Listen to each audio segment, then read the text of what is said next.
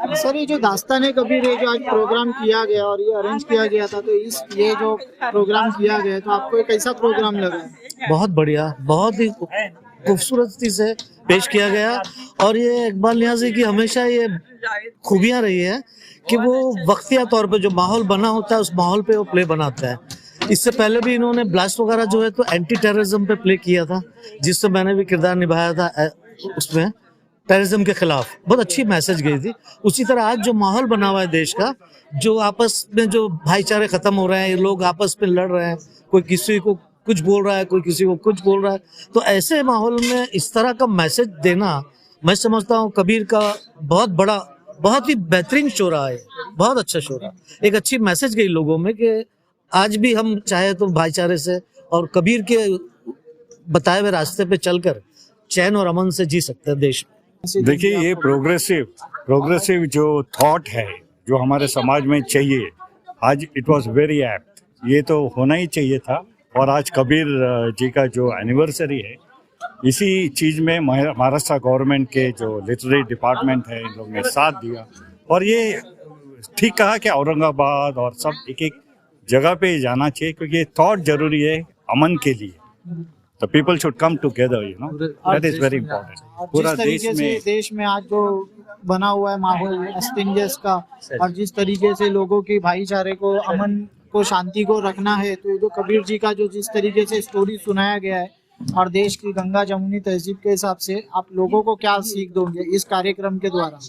नहीं, ये कार्यक्रम के बारे में हम तो लिखते रहते हैं ऐसे प्रोग्रेसिव थॉट के लिए। आज जो हो रहा है ना, ये just a small thing means एक टाइम पे आया और ये जाएगा, क्योंकि लोग अमन चाहते हैं, लोग सेक्युलरिज्म चाहते हैं। कौन चाहता है कि मारो, बिगड़ो और अशांति हो? कोई नहीं चाहता है। कुछ ग्रुप है। आज देखो मीडिया में जो हो रहा है, न्यूज़पेपर नहीं बिक रही है, साइज जो था 50% साइज कम हो गया है। तो लोग अमन चाहते हैं, लोग मीडिया ऐसे नफरत की सोच को नहीं मानते हैं। तो ये तो होने वाला है, ये फैलने वाला है। ये अमन और शांति और नेशनहुड जो है, ये चलने वाली है। कबीर एक दुनिया में संत बोल के आए थे, और संतों ने हमेशा अमन और चैन का और भाईचारगी का पैगाम दिया। हर मजहब के संतों ने ऐसा किसी में नफरत का वो नहीं दिया। तो आज जो संत कबीर की जो जयंती चल रही है, ये पूरे देश में मनाना चाहिए और उनके संदेश को लोगों तक पहुंचाना चाहिए। जैसा एक एंटी सोशलिस्ट ग्रुप ने जो नफरत पहुंचाई है, इस तरह से संतों की अच्छी बातों को पहुंचाना। हाँ, आज कबीर जी की जयंती है, तो कबीर जी के जयंती के उपलक्ष्य में महाराष्ट्र राज्य हिंदी साहित्य अकादमी ने ये शो आयोजित किया था। आज़ादी का अमृत महोत्सव हम इस साल मना रहे हैं। इसी अमृत महोत्सव के तहत इसके शो सभी जो अपने डिविजनल सिटीज है, अमरावती, नागपुर, औरंगाबाद, पुणे और नासिक, यहाँ पर भी आयोजित करने का अकादमी का विचार है। और ये कार्यक्रम द्वारा आप क्या लोगों को संदेश देंगे, क्या मैसेज देंगे जो आयोजित किया गया? कार्यक्रम कबीर जी पे था, कबीर जी ने बहुत बड़ा संदेश दिया है भाईचारे का, वही संदेश फैलाने के लिए ये प्रोग्राम आयोजित किया गया है। देखिए, ऐसा है भाई कि कबीर की ज़रूरत जो है वो हर दौर में रही है। आज से 500 साल पहले कबीर जन्मे थे, लेकिन आज के जो हालात हैं, जिस तरह के मजहबी जुनून बढ़ गया है, जो मजहबी जुनून और मजहबी फ़िरका परस्ती जिस तरह तेज़ी से बढ़ रही है, ऐसी सिचुएशन में मुझे लगता था कि कबीर को किया जाना बहुत ज़रूरी है। और कबीर का जो एक मैसेज है सेकुलरिज्म का, एक जमहूरियत का, एक जमहूरी निज़ाम का, और जो हिंदू और मुसलमानों को मिल के रहने वाला जो पैगाम है कबीर के यहाँ, उसकी ज़रूरत आज बहुत ज़्यादा है। तो हमने यही सोचा कि ये मौका सबसे सही है जब कबीर को करने का। हम काफ़ी दिनों से, लॉकडाउन के पहले से हम करना चाह रहे थे, लेकिन इन हालात में हमने सोचा कि नहीं, हमने 1 हफ्ते में तैयार किया कि, और हिंदी एकेडमी वालों ने, सचिन निम्बालकर सर ने भी हमारा बहुत साथ दिया। तो उनकी रहनुमाई जो हमको मिली और उनसे जो हमको इंस्पिरेशन मिला और जो साथ मिला, उनका ताउन मिला, तो हमने सोचा कि कबीर हम करते हैं, क्योंकि यही सही वक्त है कबीर को किए जाने का। और देश में जो पूरा ये माहौल ऐसा बना हुआ है हिंदू मुसलमानों का, इस माहौल को लेते हुए या दास्तान कबीर को आपने जो बयान किया है, उस हिसाब से आप लोगों को क्या मैसेज दोगे अमन शांति का? बिल्कुल, जो कबीर का पैगाम है दरअसल वही हमारा है। हमने ये प्ले किया है, मतलब ये कि हम भी कबीर की उनके सोच से, उनकी फिक्र से, उनकी थॉट से हम भी मुत्तफिक हैं और हम भी उसी का प्रचार करना चाहते हैं। जैसा सचिन सर ने कबीर को सिर्फ इसलिए करवाया है कि सचिन सर जो है वो हिंदी, सिंधी और गुजराती एकेडमी इनके जिम्मे है और ये तीनों लैंग्वेज का काम ये देखते हैं और उससे वो ऐसे ही प्रोग्राम करवाते हैं जिसमें हिंदू मुस्लिम एकता की बात होती है। तो ऐसा आज के दौर में अगर कहीं सरकारी सतह पर कोई काम कर रहा है तो उसको तो हमको बढ़ावा देना चाहिए ना। तो इसलिए हमने ये काम को हाथ में लिया कि नहीं हम करेंगे, क्योंकि हमारे भी विचार कबीर के विचार से मिलते जुलते हैं। महाराष्ट्र के अलावा आगे के दूसरे भी किसी स्टेट हम तो करना चाहेंगे। हम देखिए, हम कबीर को बेचना नहीं चाहते। हमको अगर बुलाया गया महाराष्ट्र के सारे, हम इसको मुफ्त में करने तैयार है, फ्री में करेंगे। हमको सिर्फ आने जाने का ट्रेन का खर्च दे, वो भी 3rd क्लास का दे दे हमको कोई आने जाने का किराया, तो हम अपने एक्टर को लेके फ्री में करने के लिए तैयार है, क्योंकि हम कबीर के इस पैगाम को घर घर पहुंचाना चाहते हैं। हमारा मकसद ये है और हम चाहते हैं कि हम इसको पूरे महाराष्ट्र के, पूरे हिंदुस्तान भर में खेलें जगह जगह। Thank you so much.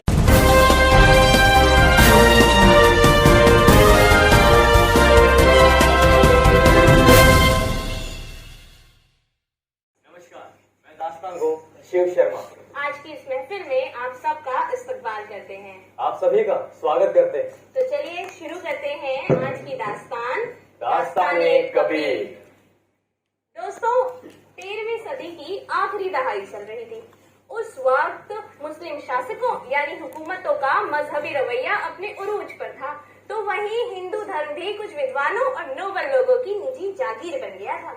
अब ऐसे वक्त में किसी संत महात्मा की आने की जरूरत शिद्दत से महसूस की जा रही थी, जो आए और उस समाज के मजहबी तजाद और निजी और रूढ़िवादी सोच से, मजहब से निजात दिला सके। बिल्कुल, और कुदरत ने समाज की इसी जरूरत को समझा और जनाब 1398 में ज्येष्ठ पूर्णिमा के दिन एक मसीहा ने जन्म लिया, जिन्होंने अपनी आजादाना मजहबी सोच से समाज को आजाद करा। हाँ, और आगे चलकर इसी मसीहा को लोगों ने संत कबीर के नाम से जाना। वैसे शिव, संत कबीर के जन्म के अवसर पर मुझे एक दोहा याद आ रहा है। कौन सा? अरे वही 1455 गए चंद्रवार एक ठाट थे, 1455 गए चंद्रवार एक ठाट है, जेठ सुदी बरसायत को पूर्णमासी प्रकट है।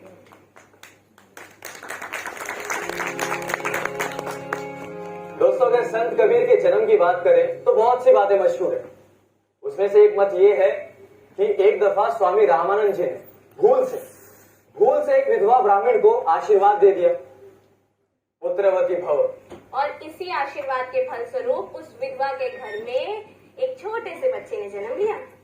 अब समाज के डर से उस विधवा ने उस बच्चे को, नवजात बच्चे को, बनारस के लहरतारा ताल की सीढ़ी पर छोड़ा और भाग गई। बाद में कुछ वक्त बाद नीरू नाम का एक जुलाहावान नहाने पहुंचा और उसने देखा एक नवजात बच्चे को। उसने झट से उस बच्चे को उठाया और अपने घर ले गया और घर ले जाकर अपनी पत्नी नीमा को दे दिया। बाद में यही दोनों, नीरू और नीमा, संत कबीर के पालक माता पिता बने। अरे वही तो दूसरे मत का ये भी ख्याल है कि एक बार नया नवेला शादीशुदा जोड़ा नीरू अपनी नौ बिहाता बीवी को ससुराल से घर लेकर जा रहा था। अब रास्ते में जनाब उसकी बीवी नीमा को प्यास लगी। वो जोड़ा अपनी प्यास बुझाने लहरतारा तालाब के पास गया। तभी उसकी बीवी नीमा ने क्या देखा कि एक मासूम सा छोटा सा बच्चा कमल के फूलों पर तैर रहा है। नीमा ने झट उस बच्चे को उठा लिया, लेकिन ये बात नीरू को कुछ खास पसंद नहीं आई। नीमा उस बच्चे को पालना चाहती थी जनाब, लेकिन नीरू समाज से डर रहा था। अभी वो इसी पशुपेश या इसी दुविधा में था कि वो मासूम सा बच्चा खुद ही बोल पड़ा, अब साहू कारिया ले चल अपने धाम, युक्ति संदेश सुनाए हो मैं आयो यही काम। पूरब जन्म तुम ब्राह्मण, सुरती भिस्ती मोही, पिछली प्रीति के कारण दर्शन दियो सोही। तुमसे प्रेम के कारण मैंने इस जन्म में तुम्हें दर्शन दिए हैं। मुझे अपने घर ले चलो, मैं तुम्हें जीवन और मरण के इस चक्र से आजाद कराकर मोक्ष दिलाऊंगा। जनाब, जब नीरू ने छोटे से बच्चे के मुंह से ये बात सुनी, वो तो बड़ा हैरान हुआ और फिर उस छोटे से बच्चे को अपने घर ले आया। लेकिन जब नीरू उस बच्चे को अपने घर लेकर आ रहा था तो उसने ये नहीं सोचा कि ये बच्चा हिंदू का है या मुसलमान का, या फिर किसी जुलाहे का है या किसी ब्राह्मण का। बिल्कुल उस वक्त तो भाई नीरू के दिल में यही बात चल रही थी कि जैसे तिल में तेल समाया होता है, चकमक में आग समाई होती है, उसी तरह हर इंसान के दिल में उसके साईं समाये होते हैं।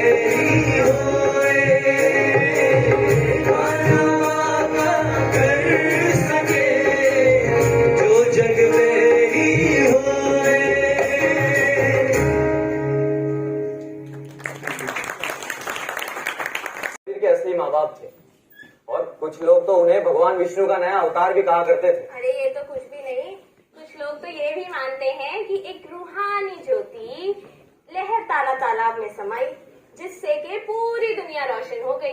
बाद में यही ज्योति एक छोटे से बच्चे में बदल गई, जिसे नीरू और नीमा ने कबीर के रूप में पाला। बहरहाल साहब, जब नीरू और नीमा उस छोटे से बच्चे को लेकर घर पहुंचे तो आस पड़ोस के लोगों ने तरह तरह की बातें की। कुछ लोगों ने तो हंसी उड़ाते हुए ये भी कहा, अरे देखो भैया नीरू को, हाँ अरे ससुराल से बीवी के साथ बच्चा भी ले आया। लेकिन इन तमाम बातों से बेखबर अपनी खुशी में नीरू बच्चे का नामकरण करने ब्राह्मण के पास पहुंचा। अब भाई जैसे ब्राह्मण ने अपनी पोथी उल्टी, कबीर ने खुद ही कहा, तुम मेरा नाम रखने की चिंता मत करो ब्राह्मण, लोग मुझे कबीर के नाम से जानेंगे। अब जब लोगों को इस पूरे वाक्य के बारे में पता चला तो हर किसी ने जनाब दांतों तले उंगली दबा ली। फिर क्या था साहब, 100 मुंह और 1000 बातें। कोई उस छोटे से बच्चे को विष्णु का अवतार मानने लगा, कोई कुबेर का, तो वो भाई जगत ईश्वरी मानने लगा। बताइए, उस छोटे से बच्चे ने तो अपना नाम खुद ही बता दिया था। कितनी अजीब बात है ना। लेकिन नीरू जो है वो पूरे रस्म रिवाज के साथ उस बच्चे का नामकरण करवाना चाहता था। और इसी उधेड़ बुन में वो एक दिन बनारस के काजी की पनाह में जा पहुंचा और उसे अपना पूरा हाल बयां किया। भाई काजी साहब ने भी जब अपनी मजहबी किताबें उल्टी तो उन्हें 4 नाम दिखाई दिए, कबीर, किबरा, किबरिया, अकबर। फिर क्या था भाई, हर किताब के हर पन्ने पर यही 4 नाम दिखाई दिए। अब वो काजी तो बड़ा हैरान हुआ। शदीद हैरत में मुब्तला उसने दूसरे काजियों से भी सलाह मशवरा किया। उन्होंने भी जब अपनी किताबें उल्टी तो हर किताब पे बस यही 4 नाम थे, कबीर, किबरा, किबरिया, अकबर। लेकिन नाज, इन चारों नाम में खराबी क्या है? चारों नाम अच्छे हैं भाई, इनमें से कोई भी नाम रख लेते। अरे भाई दरअसल काजी नहीं चाहते थे कि बच्चा इन 4 में से किसी भी नामों से जाना जाए, क्योंकि ये चारों नाम उस खुदा के हैं। इसीलिए काजियों ने राय बनाई और नीरू को बुलाया और कहा, नीरू, ये बच्चा तुम्हारे लिए शुभ नहीं, इसीलिए तुम्हारे लिए बेहतर होगा कि इस बच्चे को खत्म करो। नीरू ने भी भारी मन के साथ आंखें मूंदकर काजियों की बात मान ली। लेकिन ये क्या साहब, छुरे से बार बार गला काटने पर भी छुरा गले के आर पार होता रहा। और तब उस मासूम से बच्चे ने कहा, हे पालनहार, मेरा कोई आकार नहीं है, जिसे तुम मेरा जिस्म मान रहे हो वो तो बस तुम्हारे जज्बात है। मैं ना कभी जन्म लेता हूँ, ना मरता हूँ, ना ही मैं किसी को मारता हूँ, और ना कोई मुझे मार सकता है। मैं खुद ही अपना रूप धारण करता हूँ, इसीलिए कोई मेरे माँ बाप नहीं हो सकते। अब ये सुनकर जनाब पूरे काशी में शोर मच गया। उस बच्चे के दर्शन के लिए कतारें लगने लग गई। और फिर जनाब थक हार कर काजी और ब्राह्मणों ने उस छोटे से बच्चे का नाम रख ही दिया, कबीर। कितनी अजीब बात है ना शेफ, कि कबीर जो बस इस दुनिया में आए थे, अब इसे उनकी किस्मत का हो या दुनिया में आने का उनका मकसद, कि भाई छूरा गले से आर पार होता चला गया, लेकिन कबीर को कुछ नहीं हुआ। हाँ, अरे वो कहते हैं ना, किसी महापुरुष ने कहा ऐसा कि जाको राखे साइया मार सके ना कोई। मियाँ वो महापुरुष कबीर ही थे। हाँ? तो चलिए सुनते हैं कबीर के दोहे, जाको राखे साइया मार सके ना कोई।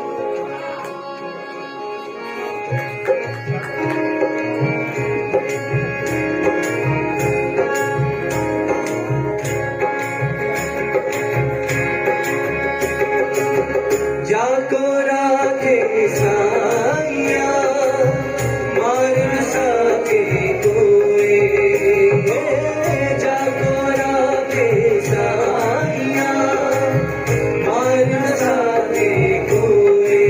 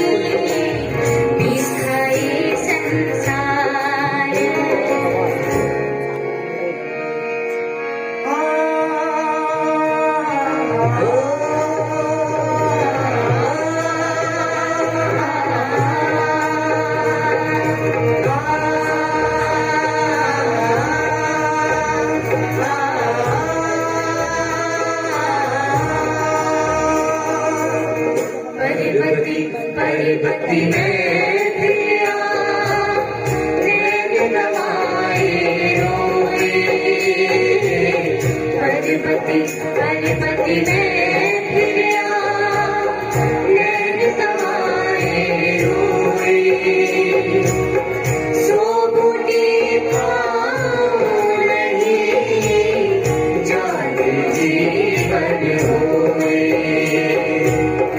सो बूटी पाँव नहीं, जागे जीवन होए।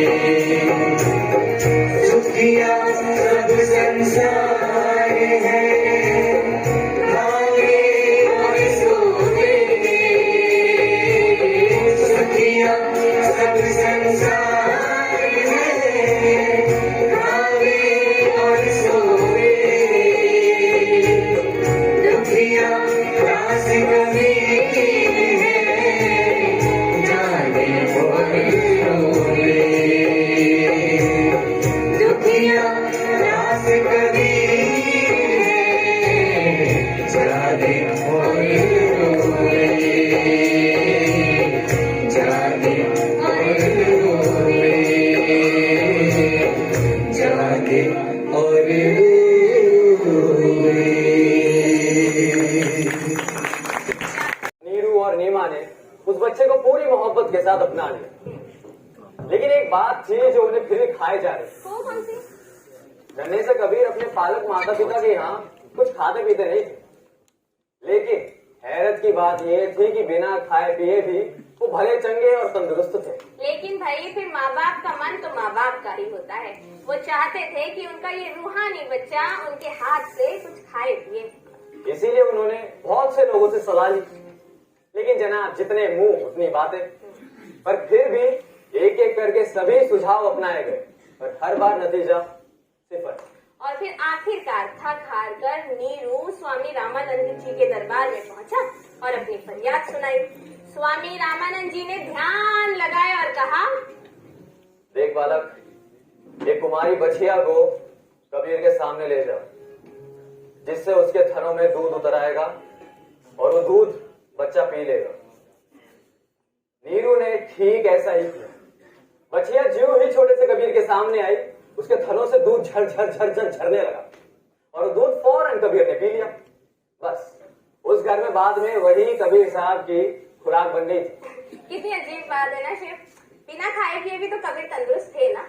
लेकिन भाई ये उनके माँ बाप के मन में बैठा वो बनिया था जो अपनी बनित छोड़ने को तैयार ही नहीं था।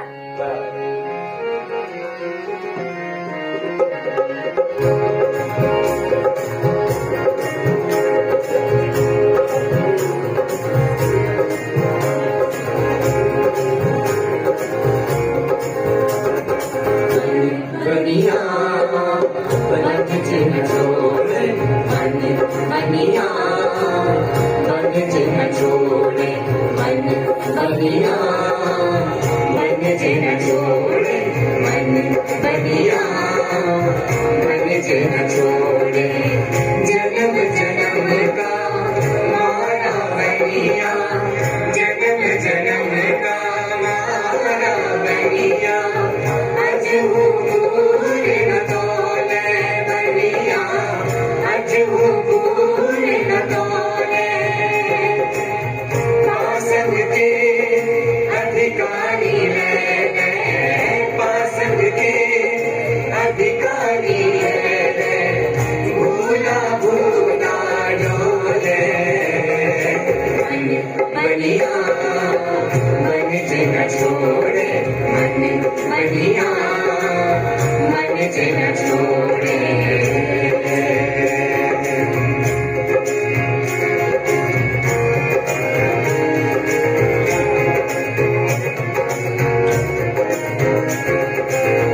घर में दुविधा कुमति बनी है, घर में दुविधा कुमति बनी है। पल में चित तोले बनिया, पल में चित तोले।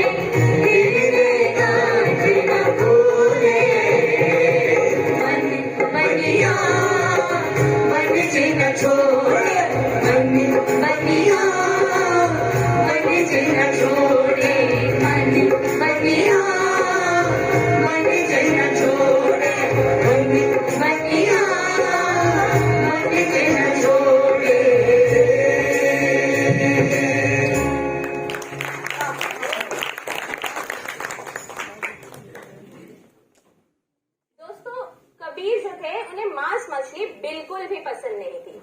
इसीलिए उनकी पसंद का ख्याल रखते हुए नीरू और नीमा ने भी घर में मांस मछली लाना और खाना दोनों ही छोड़ दिया था। हाँ, लेकिन उनके मुस्लिम पड़ोसी जो थे उन्हें ये बात बड़ी नागवार गुजरी।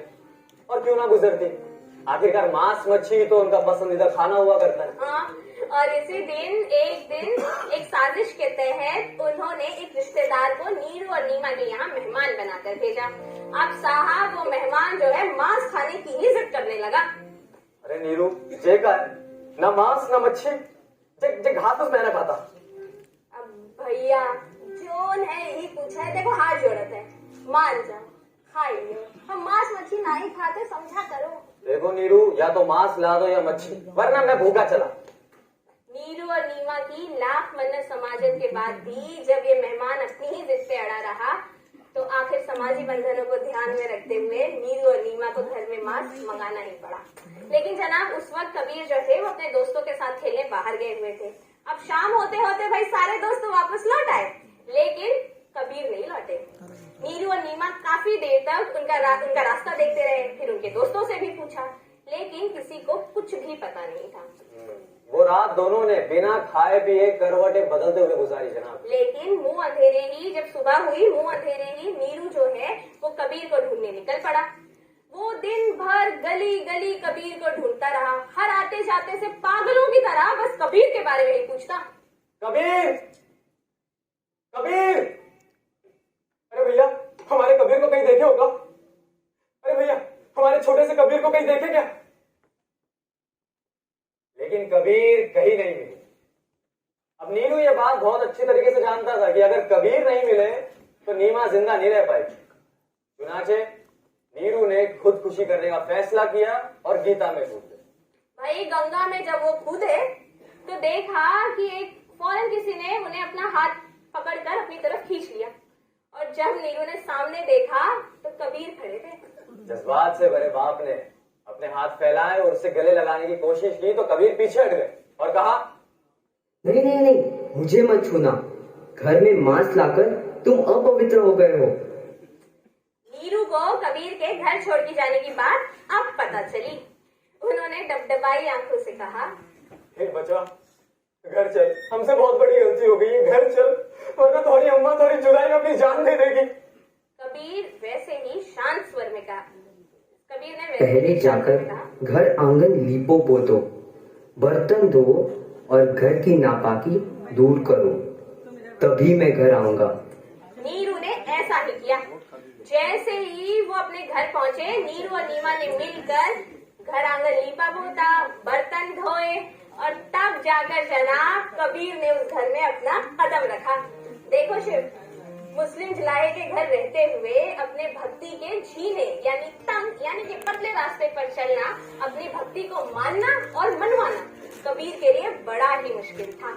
इसीलिए तो कबीर ने कहा है कि भक्ति का मार्ग झीना झीना रे।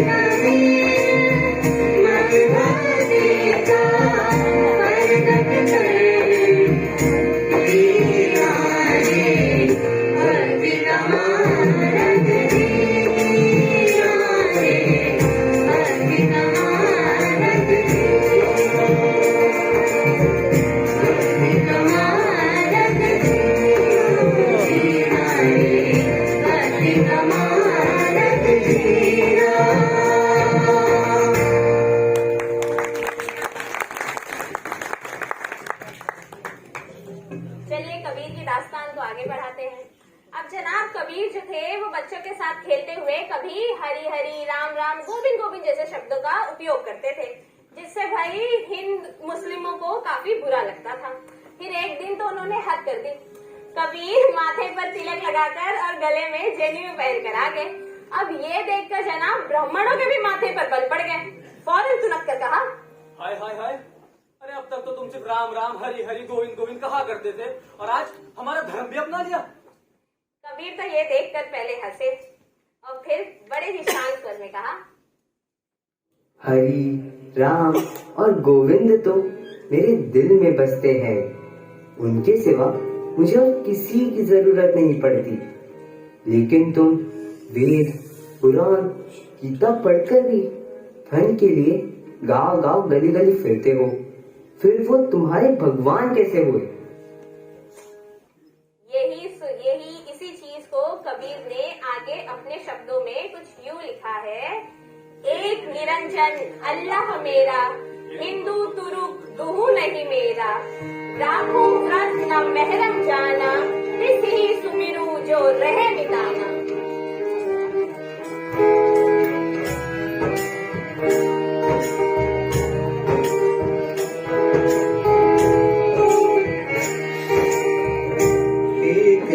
निरंजन अल्लाह मेरा।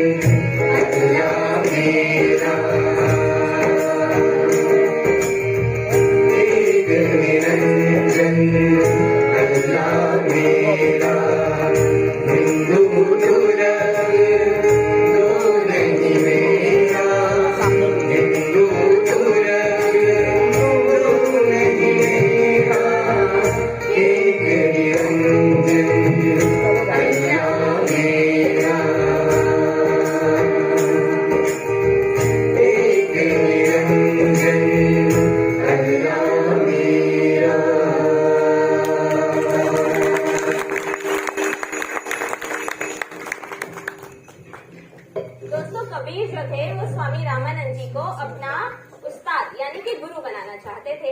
इसीलिए जब कबीर 5 साल के हुए तो वो स्वामी रामानंद जी के दरबार में पहुंचे और उनसे इल्तिजा की कि वो कबीर को अपना शिष्य बना ले। लेकिन स्वामी रामानंद जी ने उनसे मिलने तक से इनकार कर दिया। वो क्यों? क्योंकि वो सिर्फ और सिर्फ स्वर्ण जाति के लोगों को ही अपना शिष्य बनाया करते थे। और दूसरी वजह शायद ये भी थी कि कबीर जो थे साहब वो निर्गुण थे। लेकिन फिर भी कबीर ने हिम्मत नहीं हारी। हाँ, दरअसल स्वामी रामानंद जी रोज सुबह गंगा स्नान के लिए जाया करते थे। अब एक दिन गंगा स्नान के लिए जाते वक्त जब स्वामी जी घाट उतर रहे थे तो कबीर एक छोटे से बच्चे बनकर उनके रास्ते में लेट गए। अब भाई स्वामी रामानंद जी का पैर जैसे ही कबीर से टकराया वो फौरन राम राम कहते हुए नीचे झुके और छोटे से कबीर के माथे पर अपना हाथ फेर दिया। बस इसी राम राम को उन्होंने अपना गुरु मंत्र बना लिया और उसका जाप करने लग गए। और इसी चीज को कबीर ने अपने शब्दों में कुछ यूं कहा है, हम काशी में प्रकट भये हैं रामानंद चेताए।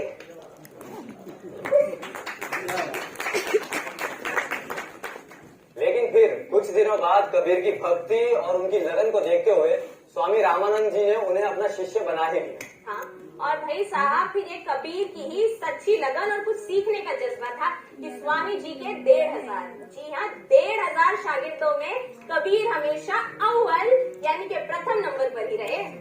स्वामी जी के अलावा भी कबीर दूसरे हिंदू साधु संत है, फिर मुस्लिम पीर फकीर है, उनके साथ बैठकर मजहब यानी कि धर्म की अच्छी अच्छी बातों को अपनाने लगे थे। दरअसल भाई देखिए बात यह है कि कबीर जी ने गुरु को हमेशा भगवान से भी ऊंचा दर्जा दिया है। इसीलिए तो कबीर कहते हैं, गुरु गोविंद दोनों खड़े काके लागू पाए, बलिहारी गुरु आपने गोविंद दियो बताए।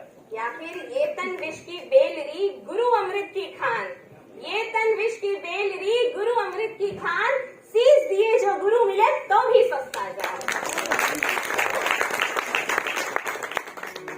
उनके अगर विवाह की बात करें तो मतभेद जो है आज भी कायम है। कुछ लोग कहते हैं कि कबीर जी शादीशुदा थे, कुछ कहते हैं गैर शादीशुदा। लेकिन अगर उनकी रचनाओं को अगर हम गौर से देखें तो उनकी कविताओं से हमें ये पता चलता है कि वो शादीशुदा थे। बिल्कुल।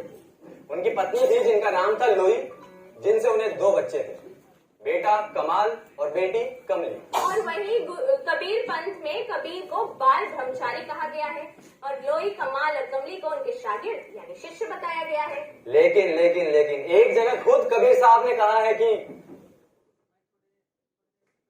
नारी पर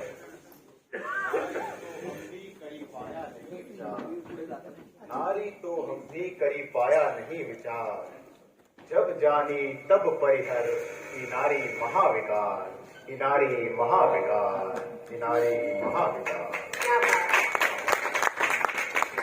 दोस्तों कबीर ने कभी भी तालीम यानी कि पारंपरिक शिक्षा हासिल नहीं की थी, लेकिन इसके बावजूद भी जो उनकी जबान से निकला वो अदब और मंत्र की कसौटी पर पत्थर की लकीर बन गया।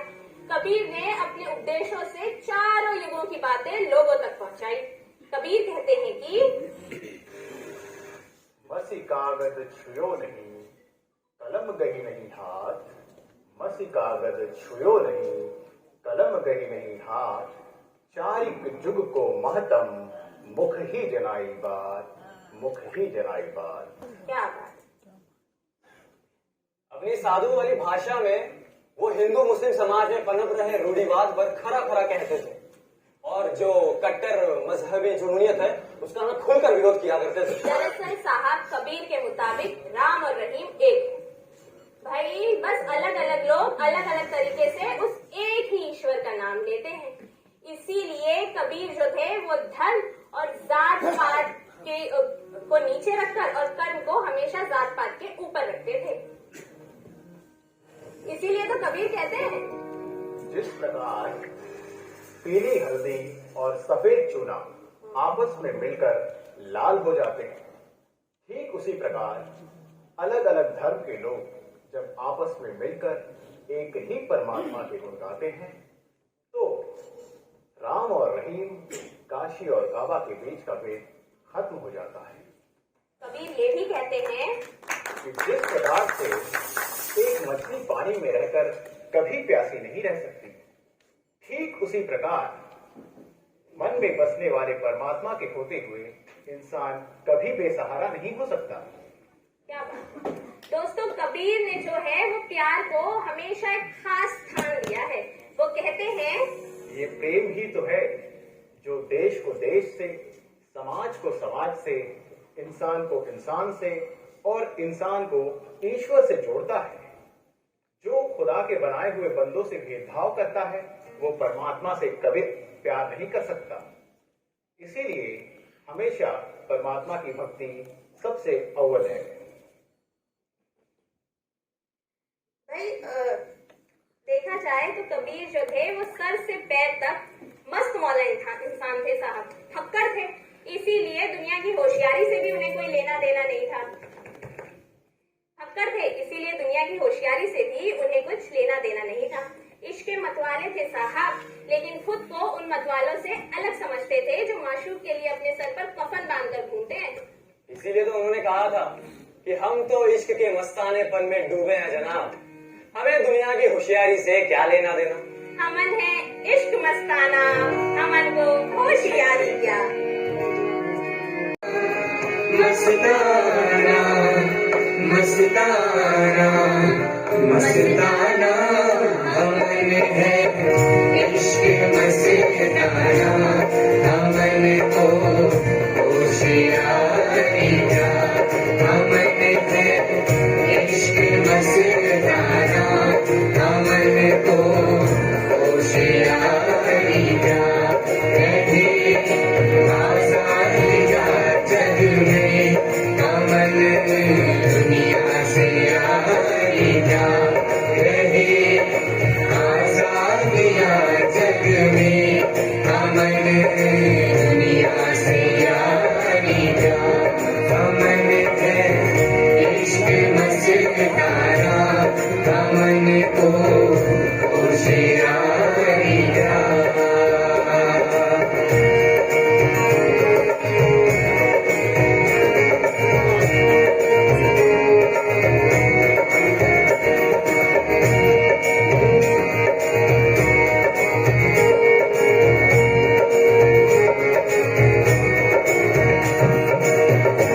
जो बिछड़े हैं प्यार से भटकते, दर बदर फिरते,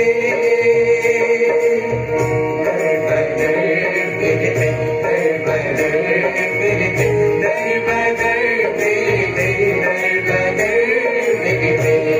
जो बिछड़े हैं प्यार से भटकते, दर बदर फिरते, हमारा यार है हमें, अमन को इंतजारी का। अमन है इश्क मस्ताना, अमन को होशियारी का।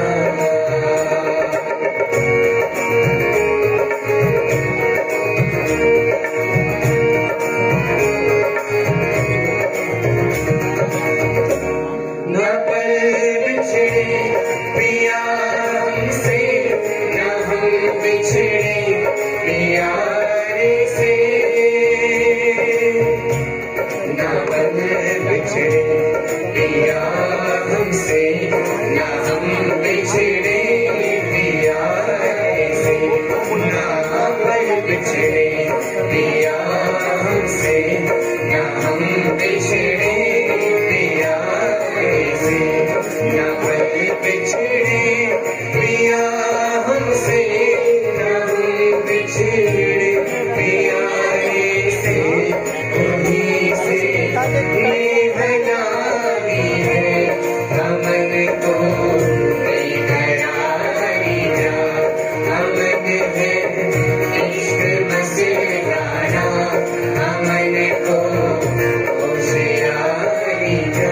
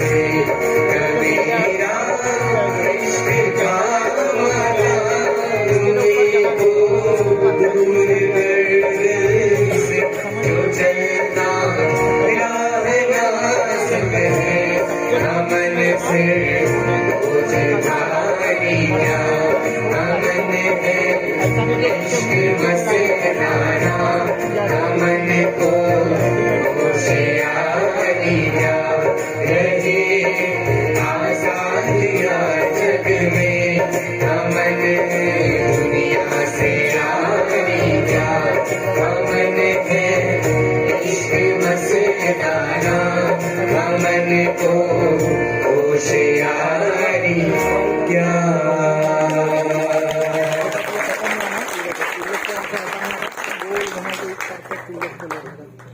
कबीर ने दोस्तों भक्ति, सच्चाई, प्रेम, दया, उदारता और मानवता की हमें सीख दी है, जो हर युग और हर समाज के लिए जरूरी है।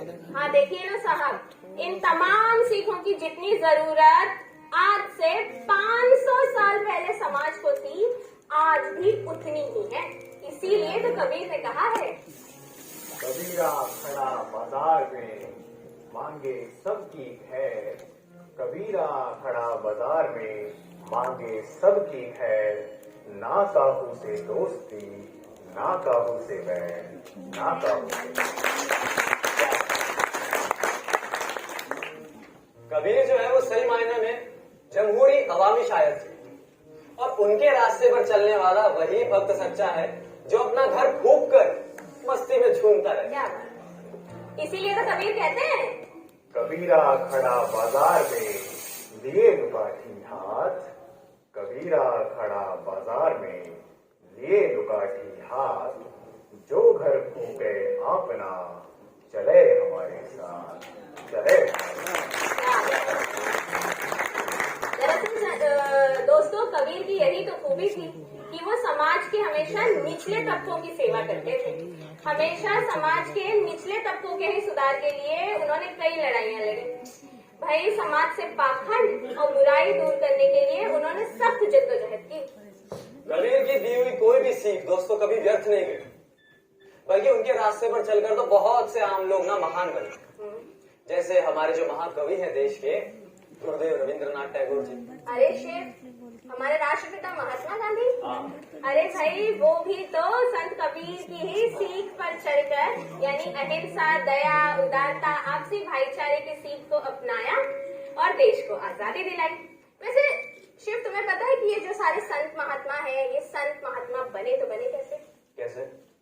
उन्होंने अनहद के बाजे की उस धुन को सुन लिया था जो आम आदमी की पहुंच से बहुत दूर था। तभी तो कबीर ने कहा है कि सुनता नहीं धुन की खबर, अनहद का बाजा बाजता।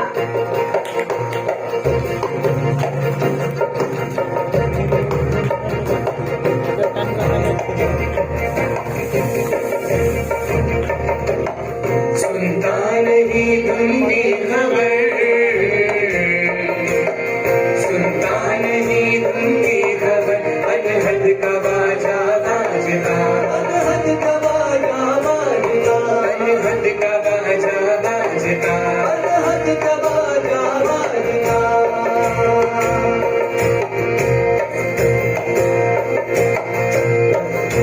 मंदिर बाजता, बाहर सुने तो क्या हुआ, रस मंद मंदिर बाजता, बाहर सुने तो क्या हुआ, एक प्रेम रस चाखा नहीं, अमली हुआ तो क्या हुआ, एक प्रेम रस चाखा नहीं, अमली हुआ तो क्या हुआ। किताबें खोजता करता नसीहत और को, किताबें खोजता करता नसीहत और को, करता नसीहत और को, करता नसीहत और को, करता नसीहत और को। काजी किताबें खोजता करता नसीहत और को, महरम नहीं उस हाल से राजी हुआ तो क्या हुआ, महरम नहीं उस हाल से राजी हुआ तो क्या हुआ। सुनता नहीं धुन की खबर, सुनता नहीं धुन की खबर, अनहद का बाजा बाजता, अनहद का बाजा का बाजा बाजता, अनहद का बाजा बाजता, जो भी दिगंबर से बड़ा कपड़ा रंगे रंग लाल से, जो भी दिगंबर से बड़ा कपड़ा रंगे रंग लाल से, वाकिफ नहीं उस रंग से कपड़ा रंगे तो क्या हुआ, वाकिफ नहीं उस रंग से कपड़ा रंगे तो क्या हुआ, घरों का रावटी गुल चमन में रहते सदा, मंदिर झरों का रावटी गुल चमन में रहते सदा, गुल चमन में रहते सदा, गुल चमन में रहते सदा, गुल चमन में रहते सदा, मंदिर झरों का रावटी गुल चमन में रहते सदा, कबीरा है सही हरदम साहिब लंगा, कबीरा है सही हरदम साहिब लंगा, कबीरा है सही हरदम साहिब लंगा, साहिब लंगा। जहाँ खेलत बसंत ऋतुराज, जहाँ अनहद बाजा बजेबाज, जहाँ खेलत बसंत ऋतुराज, जहाँ अनहद बाजा बजेबाज, नहीं धुन की खबर सुनता नहीं धुन की खबर। किसी के दोस्त थे ना किसी के दुश्मन, उनके लिए सब उनके अपने थे, क्योंकि उनके मुताबिक हम सब एक ही ईश्वर की औलाद हैं, और इसीलिए वो कहते हैं राम रहीम एक है नाम धराया दोय, राम रहीम एक है नाम धराया दोय, कहे कबीरा दो नाम सुनी भरम परोमति कोय, भरम परोमति कोय। क्या बात है। दोस्तों कबीर जो थे वो तो दुनिया से कुछ लेने आए ही नहीं थे, उन्हें दुनिया से कुछ भी नहीं चाहिए था, वो तो देने आए थे जनाब। भाईचारे की सोच, उदारता और कुछ अखलाकी कदरें, इसके बावजूद कुछ अपने ही लोग उनके दुश्मन बन गए थे। हाँ, अब देखो एक किस्सा मैं सुनाता हूँ। सुनाओ। दिल्ली के सुल्तान सिकंदर लोधी, उन्हें शरीर में लाइलाज बीमारी हुई खारिश और जलन की। अब जब वो बनारस आए और कबीर के चर्चे सुने तो उन्होंने कबीर को दरबार में बुलाया, और कबीर जैसे ही दरबार में आए, बादशाह के जैसे ही सामने आए, उनके शरीर की जो जलन थी वो शांत हो गई। कमाल हो गया ये तो। अब इस बात से खुश होकर बादशाह ने कबीर को अपने दरबार में खास लोगों में शामिल कर लिया। हाँ, अब शामिल तो कर लिया है सुल्तान ने, अब आगे की सुनो। जैसे ही दरबार के खास लोगों में शामिल किया गया, दरबार के कुछ खास लोग जल भुन गए जनाब। फौरन सुल्तान के कान भरने लगे कि अरे ये किसको रख लिया, ये तो अधर्मी है, कोई खुदा खुदा को नहीं मानता। लेकिन सुल्तान ने किसी की एक ना सुनी। और तुमको पता है उन दरबारों में जो कबीर के सबसे कट्टर दुश्मनों में अव्वल नंबर पे थे, वो थे शेख तकी। एक बार तो शेख तकी ने सुल्तान से यहाँ तक कह डाला, सुल्तान तुम इस काफिर कबीर को फौरन से पेशतर करवा दो, वरना मैं तुम्हें ऐसी बद्दुआ दूंगा कि तुम अपनी सल्तनत समेत फना हो जाओगे। भाई लेकिन ये सुनने के बाद भी सुल्तान जो थे वो कबीर को मरवाने के बिल्कुल भी पक्ष में नहीं थे। लेकिन जब शेख तकी ने ज्यादा जोर दिया तो सुल्तान ने ये सारा माजरा कबीर को सुना दिया। कबीर हंसे और कहा कि वो शेख तकी की बात मान ले। फिर क्या था जनाब, शेख तकी ने तो मौका गनीमत जानकर फौरन कबीर को बंधवा कर गंगा में भिगवा दिया। लेकिन जनाब फिर क्या देखते हैं लोग कि कबीर साहब तो आराम से बहती हुई गंगा की लहर पर बैठे हैं। अभी देखकर बादशाह समेत सब हैरान। हाँ, बादशाह ने शेख तकी से कहा कि अरे अब तो मान लो कि कबीर कोई आम आदमी नहीं है। लेकिन शेख तकी नहीं माना, उसने कबीर को बड़ी देग में बंद कर आग पर चढ़ा दिया। फिर क्या, कुछ देर बाद सबने देखा कि कबीर तो बादशाह के पास बैठे मुस्कुरा रहे हैं। ये देखकर भाई गुस्से में आग बबूला हुआ शेख तकी ने फौरन कबीर को बंधवाया और सीधा आग में डलवा दिया। लेकिन उनके स्पर्श मात्र से ही वो आग ठंडी हो गई। भाई इसके बाद कबीर को कुएं में भी डलवाया गया और उसके ऊपर एक पत्थर भी रखवा दिया गया, लेकिन भाई हर बार शेख तकी की हर तरकीब नाकाम ही रही। और इसी तरह कबीर ने एक दो नहीं बल्कि 52 चमत्कारी लीलाएं दिखाई कबीर ने शेख तकी को और बादशाह को। और फिर बाद में जब आखिरी चमत्कार दिखाया तो शेख तकी ने हाथ जोड़े कबीर के आगे, सर झुकाया और अपनी सारी गलतियों की माफी मांगी और फिर कबीर के शागिर्द बन गए। लेकिन तुम्हें पता है कि उस वक्त शेख तकी ही सिर्फ ऐसे नहीं थे जो उल्टी मंतक के थे, इसीलिए ऐसे काफी लोग थे जिनकी सोच उल्टी थी। इन्हीं उल्टी सोच वाले लोगों को सीधे रास्ते पर लाने के लिए कबीर ने उलटवानियां लिखी। अब ये उलटवानियां जनाब आम लोगों के लिए लिखी ही नहीं गई थी, ये तो पोथी और ज्ञान से लदे उन पंडितों के लिए लिखी गई थी जिनके साथ कबीर को रहना भी था और जीना भी था। अब जाहिर है कि कबीर की उलटवानियों के अर्थ उनकी पोथियों में तो नहीं थे, इसीलिए पंडितों की नगरी कही जाने वाले काशी का एक भी पंडित कबीर के उलटवानियों के अर्थ समझने में सक्षम नहीं था। दरअसल पंडितों के अहंकार को तोड़ने का काम कबीर की इन्हीं उलटवानियों ने किया है। जैसे ये वाली वाणी, धरती उल्टी आकाश से जाए, चींटी के मुख हस्ती समाए, या ये बैठा पंडित पढ़े कुरान बिन देखे का करे बखान, या ये देखो ना बरसे कंबल नीचे पानी, कबीर दास का उल्टा पानी।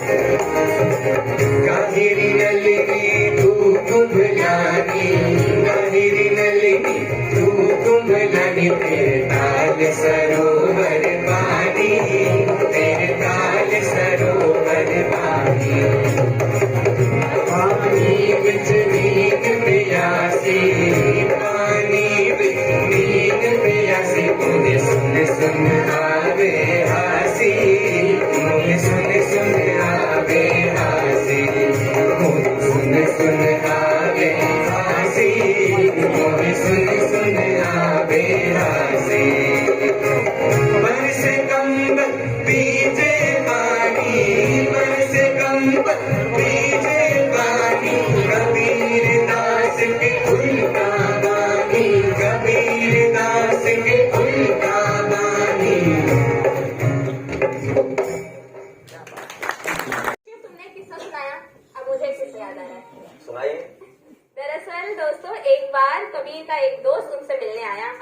अपने काम में मगन थे। अपने ही काम में मगन उन्होंने कहा कि क्या बात है, आज बड़े खुश दिखाई दे रहे हो। गंगा नहाने जा रहा हूँ हरिद्वार, बहुत दिनों से इच्छा थी, अब पूरी होने जा रही है, तुम भी चलो। अब इस पर कबीर ने कहा, नहाए धोए का भय मन मैला न जाए, नहाए धोए का भय मन मैला न जाए, कहे कबीरा नीम सदा जल में रहे, धोए बास न जाए, धोए बास न जाए। क्या बात। अरे वो दोस्त तो चला गया, लेकिन कुछ वक्त बाद, कुछ दिन बाद वो दोस्त फिर कबीर साहब से मिलने आए। अब जैसे ही वो दोस्त आया, कबीर फौरन चहक कर बोले कि आ गए गंगा स्नान करके। लेकिन क्या बात है, तुम कुछ खुश नजर नहीं आ रहे? क्या बताऊं दोस्त, अरे गंगा गए थे, गंगा नहाने, पुण्य कमाया, गंगा नहाए, लेकिन बीवी का जो सोने का कंगन था वो गंगा में बह गया। अब इस बात से ना पूरा मजा किरकिरा हो गया। उस वक्त कबीर के सामने कठौता पड़ा था। कठौता मतलब कटोरा? हाँ, बिल्कुल कुछ ऐसा। हाँ। कबीर ने गंगा मैया की जय कहते हुए कटोरे में हाथ डाल दिया, पानी में उबाल आया। अब जैसे ही साहब कबीर ने कठौते में से हाथ निकाला, उनके हाथ में कंगन जगमगा रहा था। कबीर ने कहा, लो यही है ना कंगन? अरे हाँ हाँ यही है, यही है। कबीर मुस्कुराए और कहा, जब मन चंगा तो कठौते में गंगा।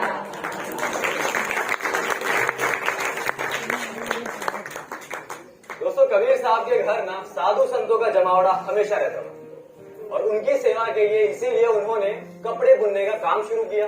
वैसे तुम्हें पता है कि कबीर ने जुलाहे का ही पेशा क्यों चुना? क्यों? या आप में से किसी को पता है कबीर ने जुलाहे का ही पेशा क्यों चुना? भाई दरअसल शिव, ये जो जुलाहे का पेशा था, ये कबीर की सीख को दर्शाता था। कैसे? देखो, उस जमाने में काशी में जो कपड़े बुने जाते थे, उसके लिए रेशम का तागा आता था दक्षिण से, सोने के तार आते थे उत्तर से, जिसे एक हिंदू व्यापारी खरीदकर मुस्लिम जुलाहे को दे देता था। बाद में वही मुस्लिम जुलाहा उत्तर और दक्षिण के मिलाप से जो झीनी झीनी चदरिया बुनता था, उसमें आपसी भाईचारे, उदारता की रोशनी छनकार पूरे जग को रोशन कर देती थी।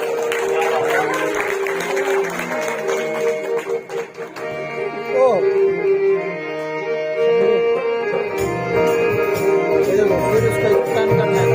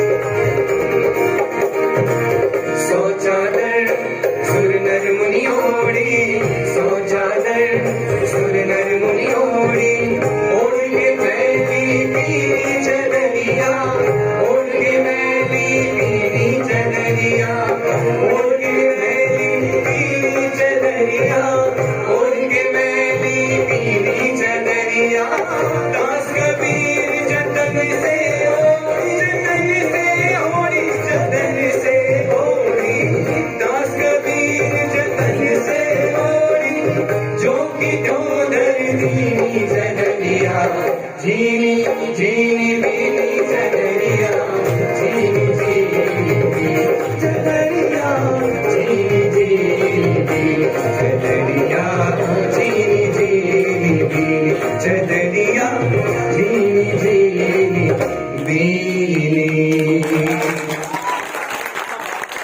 कलात्मक रचनाओं में हमें सीख देते हैं प्यार, हमदर्दी, गुरु प्रेम, भाईचारा। और वहीं अपनी आलोचनात्मक यानी तनकीदी रचनाओं में उन्होंने हमेशा लोगों को सचेत किया है कि भाई गलत कामों से बचो, इनका नतीजा हमेशा बुरा ही होता है। दोस्तों, कबीर के यहाँ त्याग की दुनिया है, लेकिन इसका मतलब ये नहीं कि आदमी अपनी ही जात में खो जाए या पहाड़ों पे चला जाए। भाई कबीर जो थे वो खुद कपड़ा बुनते थे, और इतना ही नहीं, फेरी लगाकर उसे बेचते भी थे, और उससे जो आमदनी होती थी उससे अपना और अपने बच्चों का पेट पालते थे। उन्होंने कभी भी अपनी जिस्मानी मेहनत को अपने रूहानी नगमों की तख्लीक में हायल नहीं होने दिया, या फिर शायद जनाब वो उसमें मदद ही देती थी। कबीर का मानना ये था कि भगवान इसी दुनिया में मिलते हैं, जो मोक्ष का रास्ता है वो इसी दुनिया से होकर गुजरता है, और ये मोह माया हम त्याग नहीं सकते पूरी तरीके से, ये कहीं ना कहीं बाकी रह जाती है किसी न किसी रूप के तौर पर। बिल्कुल सही। जिस तरह पूजा पाठ या नमाज रोजा रखने से सिर्फ अहंकार मिलता है, भगवान नहीं मिलते, उसी तरह कपड़े उतार देने से या अपने पांचों हवासों को खो देने से यानी पांचों इंद्रियों को खो देने से जनाब भगवान नहीं मिलते। ना वो पत्थरों पे पहाड़ों पे बैठने से मिलते हैं, ना जंगलों में खो जाने से, क्योंकि जनाब मोह माया तो वहाँ भी पीछा नहीं छोड़ती। भगवान तो उन्हें मिलते हैं जिनका दिल साफ हो, जिनके हृदय में दया का भाव हो, और जो दुनिया में रहकर भी दुनिया जैसा ना हो। भाई इसी बात पर तो कबीर ने कहा है कि पत्थर पूजे हरी मिले तो मैं पूजू पहाड़, पत्थर पूजे हरी मिले तो मैं पूजू पहाड़, घर की चाकी कोई न पूजे जिसे पीस खाए संसार। इसी बात को कबीर आगे अपने शब्दों में कुछ यूं भी कहते हैं कि भाई देखो, इसी बात को कबीर ने स्पष्ट किया है कि कर्म से ही भोजन मिलता है, और भोजन से ही शरीर जो है वो भजन करने के लायक बनता है। इसीलिए तो कबीर कहते हैं भूखे भजन न होए कबीरा, भूखे भजन न होए कबीरा, ले ले तेरी कंठी माला, ले ले तेरी कंठी माला। दोस्तों, कबीर ने अपनी पूरी जिंदगी काशी में बिता दी, लेकिन जब उनके मृत्यु का टाइम आया तो वो काशी से उठकर मगहर चले गए, और अपनी जिंदगी के आखिरी 40 दिन उन्होंने मगहर में ही बिताए। मगहर के बारे में दोस्तों ऐसा शास्त्रों में लिखा है, मेरे ख्याल से आप सब भी जानते ही होंगे। कहा जाता है कि जो मगहर में मरता है उसे मुक्ति नहीं मिलती, वो मरने के बाद फिर से गधे के रूप में जन्म लेता है। क्या बात कर रहे हो? हाँ। फिर तो जनाब ये कबीर की ही सच्ची लगन और कर्म के प्रति उनकी श्रद्धा थी कि उस जमाने में जब अपने आखिरी दिन बिताने लोग काशी आते थे, अपने कबीर काशी से मगहर चले गए। इसी बात पे तो कबीर ने कहा है, क्या काशी क्या ऊसर मगहर, राम हृदय बस मोरा, क्या काशी क्या ऊसर मगहर, राम बसे हृदय मोरा, जो काशी तन तजय कबीरा, रामे कौन निहोरा, रामे कौन निहोरा। गुरु नानक साहब से 71 साल पहले जन्मे संत कबीर 120 साल तक दुनिया में रहे, और उसके बाद अपने भक्तों को रोता बिलखता छोड़कर चले गए। कहते हैं कि जब उनकी मृत्यु हुई थी तो हिंदू और मुसलमानों में जनाब जबरदस्त झगड़ा हुआ। क्यों? दरअसल हिंदू और मुसलमान दोनों कबीर से श्रद्धा रखते थे, इसीलिए उनके मरने पर हिंदू जो थे उनका दाह संस्कार करना चाहते थे, और मुसलमान उन्हें दफनाना चाहते थे। बस इसीलिए झगड़ा हो गया जनाब। लेकिन जब कबीर के मृत शरीर से कफन हटाया गया तो क्या देखते हैं? क्या? वहाँ तो कबीर का मृत शरीर है ही नहीं, बल्कि उसकी जगह कुछ फूल पड़े थे। फिर उन्हीं फूलों को 2 हिस्से में बांटकर हिंदुओं ने उनका दाह संस्कार किया और मुसलमानों ने अपने हिस्से को दफना दिया। ट्रेजेडी देखो शिव, इसमें भी ट्रेजेडी देखो। कैसे? वो कबीर जो 120 सालों तक हिंदू मुस्लिम एकता की सीख देते रहे, उन्हें भी मरने पर आखिर हिंदू और मुसलमानों में बंटना ही पड़ा।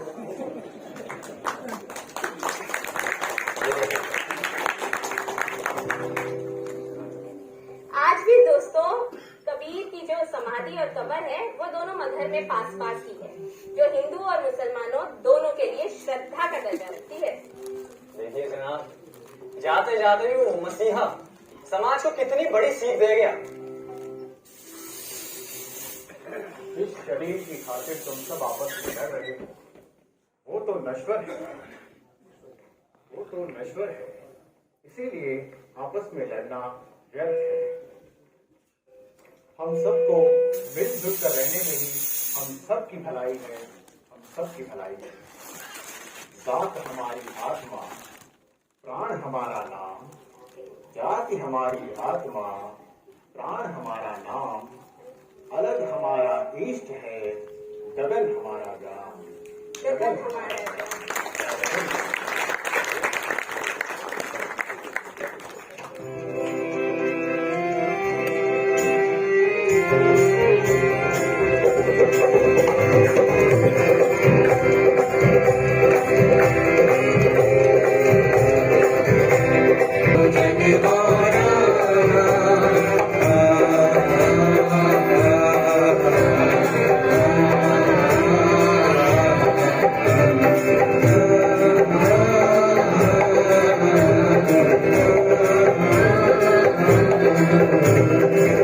माला पहिरे टोपी पहिरे चाप तिलक अनुमाना, चाप तिलक अनुमाना।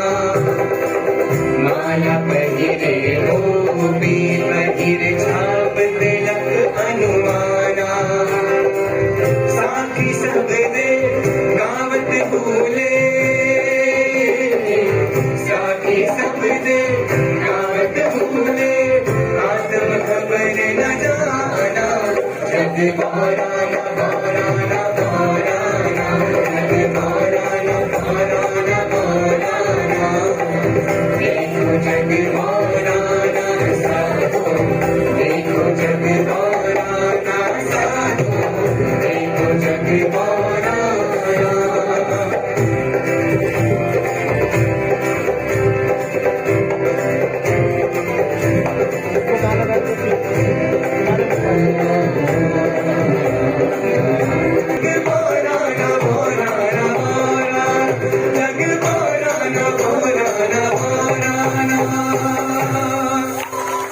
आपके पास और लेंगे काम का इंट्रोडक्शन करना है, बस प्लीज 2 मिनट बैठ जाइए।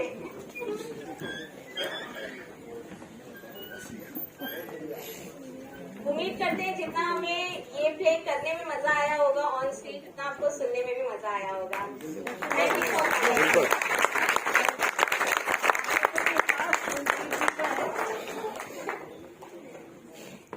अब मैं पहले शुरुआत करूंगी इस प्ले के डायरेक्टर से, जिन्होंने इस पूरे म्यूजिकल दास्तान, ये प्ले तो है नहीं, ये म्यूजिक एक दास्तान गोई है जिसमें हमने म्यूजिक का फ्यूजन दिया है। तो एक म्यूजिकल दास्तान गोई है, इसे पूरी तरह डिजाइन किया है, डायरेक्ट किया है, स्टेज के लायक बनाया है मिस्टर इकबाल नियाजी ने। प्लीज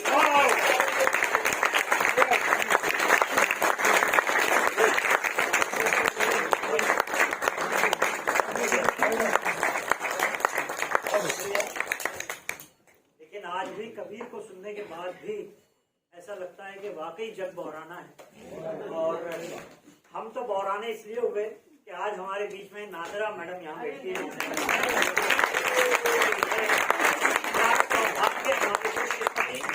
कि थिएटर की एक बड़ी शख्सियत अपनी बीमारी के बावजूद कबीर से उनका इतना प्रेम, हमसे उससे ज्यादा प्रेम।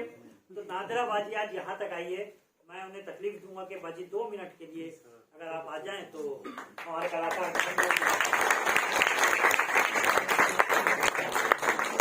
बाजी प्लीज।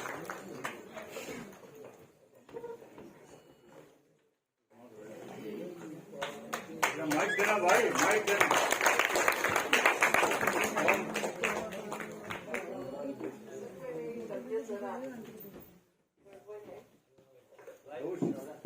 माइक तो दो। बाजी की आवाज ऐसे ही पहुंचती है। वैसे ये सही बात है, अभी भी मैं माइक हटा दूं तो मेरी आवाज पहुंचेगी। माइक इस्तेमाल करूं सबसे बड़ा नाम यहाँ जो है वो है कुलदीप जी का।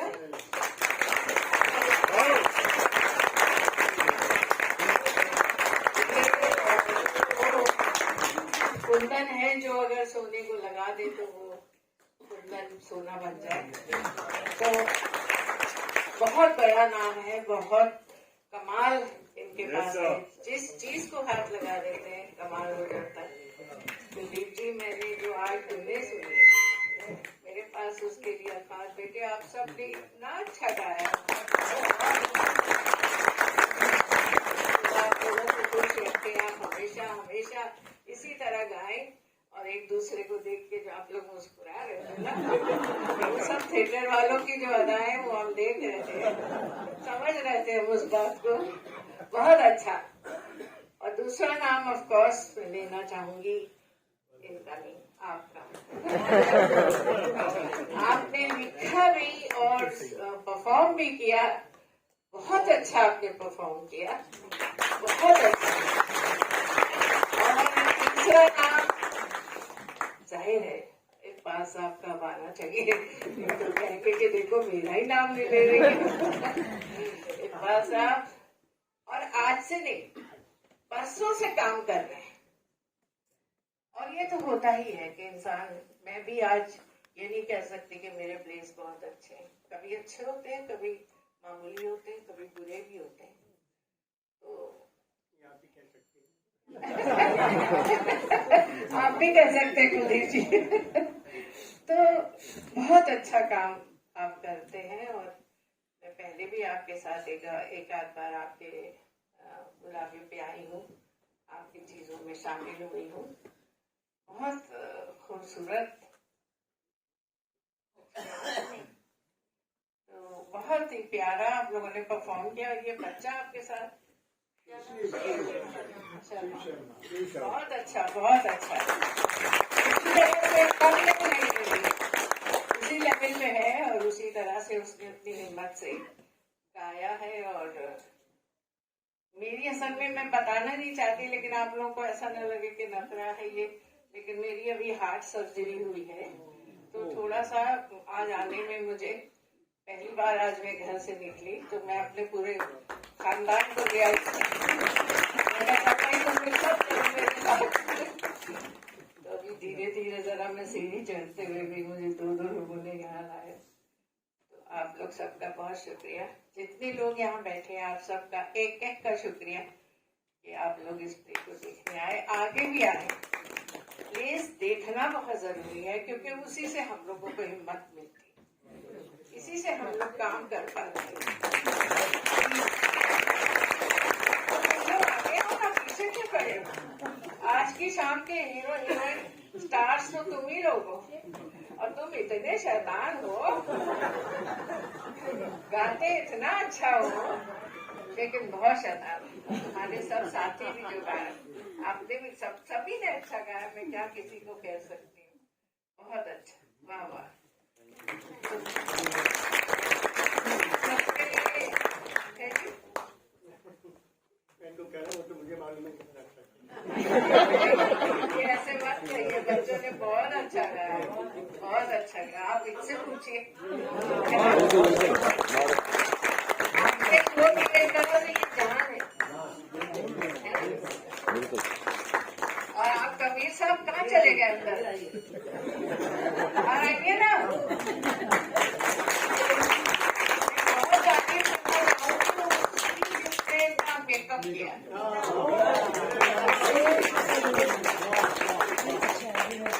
बहुत अच्छा बेटा, बहुत अच्छा। ये तो जब आए तो मुझे लगा कि कहीं वाकई कबीर तुम ही आ गए थे, बाद में हम लोग डर ही जाए। बहुत शुक्रिया आप सबका भी जिन्होंने बैक स्टेज किया। आप सब भी मंच पे आइए प्लीज, बल्कि बैक स्टेज वालों का ज्यादा हक होता है। बहुत शुक्रिया, बहुत शुक्रिया। अरे अकबर तुम कहाँ हो? अरे हीरो, हाँ भाई, कैसे हो? बहुत अच्छे, बहुत लाइट तो डिजाइन करते ही है, बेहतरीन इंसान भी बेहतरीन है। जो लोग जानते हैं वो समझ रहे होंगे कि मैं क्या बात कह रही हूँ। बहुत प्यारा इंसान है ये, बहुत ही प्यारा। चलिए मैं बस करती हूँ क्योंकि बस इतनी देर से आप हाँ म्यूजिशियंस हमारे इतने प्यारे, हम देख रहे हैं इनको।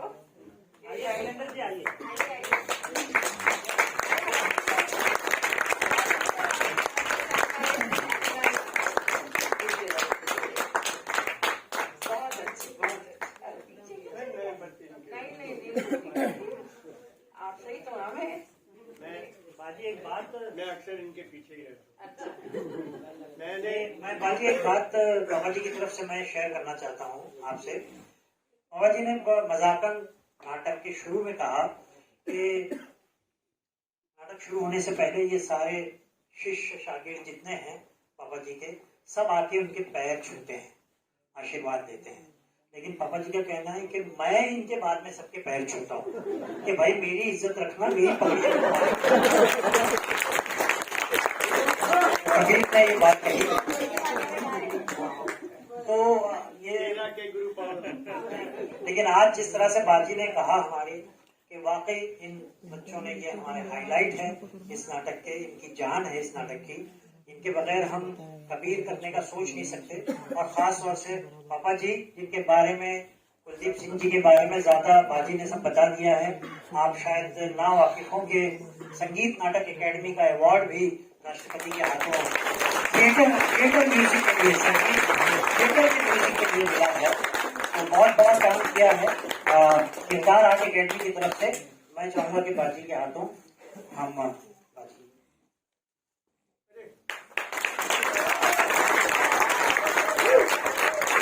और दोस्तों एक तो मैं माफी चाहता हूँ बाजी, हमारे शो को यहाँ तक मंच तक लाने में जिस व्यक्ति ने, जिस पर्सनालिटी ने सबसे ज्यादा योगदान अपना दिया है, सबसे ज्यादा कंट्रीब्यूशन जिनका है, वो है हमारे महाराष्ट्र राज्य हिंदी साहित्य एकेडमी के सचिव श्री सचिन निम्बलकर।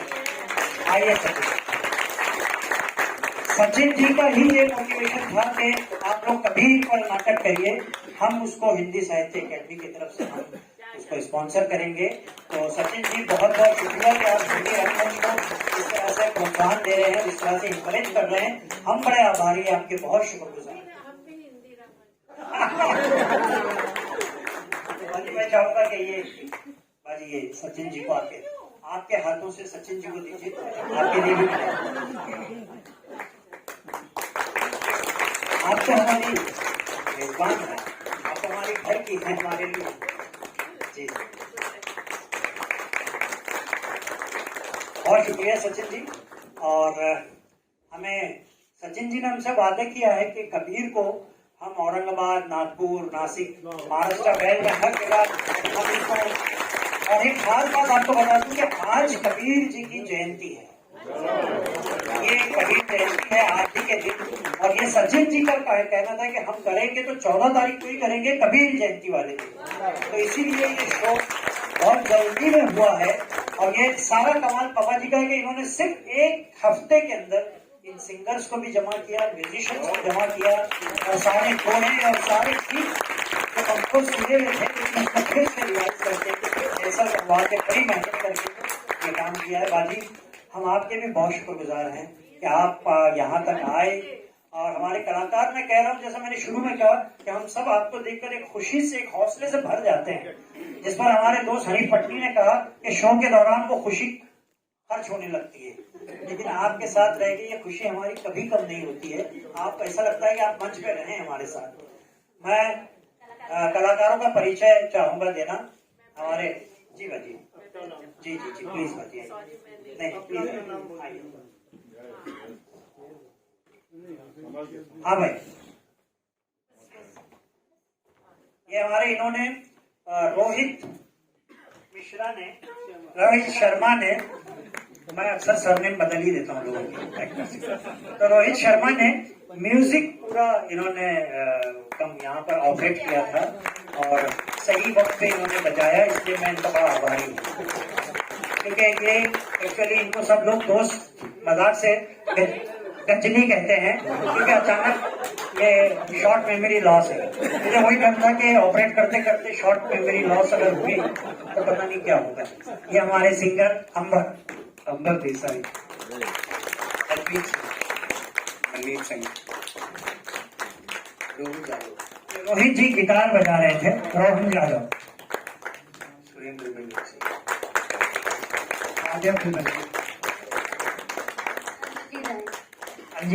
अंजलि राय, कस्तूरी बेगम,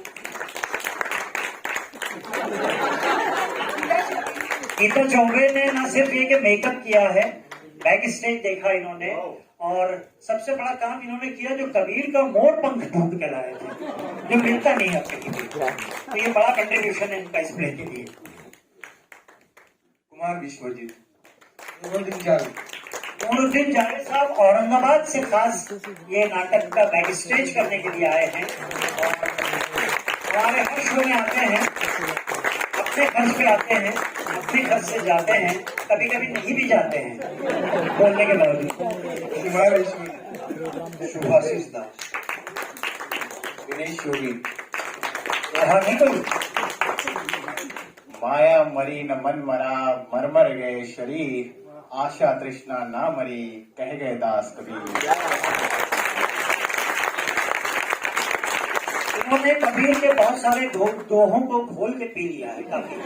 इनको 100, 150, 200 दोहे याद है।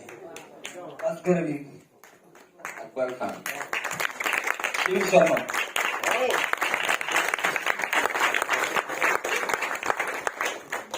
नाज खान, ये डॉक्टर नाज हैं, जिन्होंने इस प्ले की स्क्रिप्ट लिखी और दास्तान गो का रोल भी निभाया, और हमारे ग्रुप किरदार आर्ट एकेडमी की क्यूरेटर भी हैं, ऑर्गेनाइजर हैं, पूरा कोऑर्डिनेट करती हैं सबके साथ, चाहे सिंगर्स हो, एक्टर हो।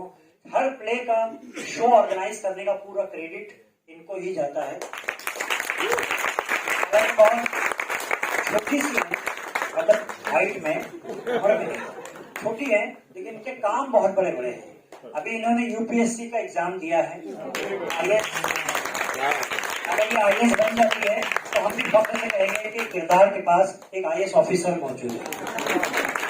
और इसके अलावा अभी इनको बर्लिन जर्मन से बुलावा, ये एक्चुअली मेडिकल की डॉक्टर है, मेडिकल प्रोफेशन में है, और मेडिकल की इन्वेस्टिगेटिव ऑफिसर हैं, और जो ह्यूमन बॉडी पे जो रिसर्च होता है उस पर ये काम करती है। तो अभी इनको बर्लिन जर्मनी से बुलाया गया है। मुझे नहीं लगता कि अगर ये वहाँ चली गई तो किरदार आर्ट एकेडमी आके कुछ काम कर सकेगा। हमको उतने दिन तक, जब तक ये वहाँ बर्लिन जर्मनी में रहेगी, हाथ पर हाथ धरे बैठे रहना पड़ेगा, क्योंकि किरदार थिएटर ग्रुप इनके दम से चल रहा है। तो एक बार जोरदार तालियां डॉक्टर सर, दो शब्द। जैसा कि आप सब जानते हैं, महाराष्ट्र राज्य हिंदी साहित्य अकादमी द्वारा हमेशा ही हिंदी भाषा और हिंदी साहित्य के विकास के लिए विविध आयोजन होते रहते हैं। मैसूर एसोसिएशन के इस हॉल में इसके पहले हमने मंगल पांडे नाटक किया था, लोकमान्य तिलक जी पर किया था। सुगम संगीत का भी कार्यक्रम यहाँ हो चुका है। गुजराती के भी बहुत से शो होते रहते हैं। आज कबीर जी की जयंती है, तो आज का ये शो आयोजित करने के लिए मैंने जब इकबाल सर से बात की थी, तो ये शो जैसे गवर्नमेंट के रूल्स होते हैं, फंड्स होता है, बहुत सी चीजें होती है, तो ये शो नवंबर दिसंबर की जगह सर ने आज के ही दिन करने का मुझे लगता है 15 दिन पहले की बात है जब ये हमारी बात चल रही थी, तो इतने कम समय में इन्होंने इतना सुंदर शो आज आयोजित किया। बहुत कम समय में बहुत क्वालिटी शो।